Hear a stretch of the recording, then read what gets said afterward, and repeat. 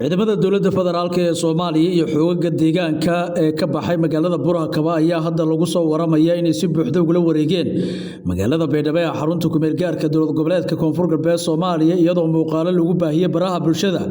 ay muujinayaan wasiiro ka tirsan xukuumadda Soomaaliya uu hogaaminayo wasiir Xasan Eelay taliyaha booliiska ee gobolka Baay dhinaca dowladda federaalka Soomaaliya Sadiq Doodushe iyo mas'uuliyiin kale oo gudaha magaalada ku sugan muqlaal shacab ah ayaa soo dhaweynaya iyagu u sacbatumaya ciidamada la baxay badbaadada Koonfur Galbeed iyo ciidanka kale ee xoogga dalka ay wada jireen ee maanta gudaha u galay magaalada Baydhabo dagaal dhaliya qasaare isugu jira dhimasho dhaawac ayaa lagu soo waramaya inuu maanta uu magaalada Kooneeda ka dhacay iyadoo haddana risaas teeteel laga maqlayo gudaha magaalada balse bartamaha magaalada ayaa lagu arkayaa mas'uuliyiintan ka tirsan dowladda Soomaaliya iyo ciidanka la baxay badbaadada Koonfur Galbeed iyo shacabka oo soo dhaweynayo maamulka Koonfur Galbeed ilaa hadda wax wararka ma aysan soo saarin dagaalka laakiin saraakiil ka tirsan ciidanka la baxay badbaadada Koonfur Galbeed iyo kuwa xoogga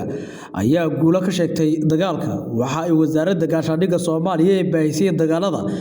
magaalada Baydhabo lagu qabtay maxaabiis ee ka tirsan ciidanka daraawiishta Koonfur Galbeed oo sida wasaaraddu ay sheegtay la soo qalday xaaladda magaalada ayaa hadda u muuqato in dagaalka uu joogsaday laakiin risaas teelteel ayaa la maqlayaa wixii ku soo kordhay wararkeena iyo warbixinadeena xiga ayaa ku daawo doontaan insha Allah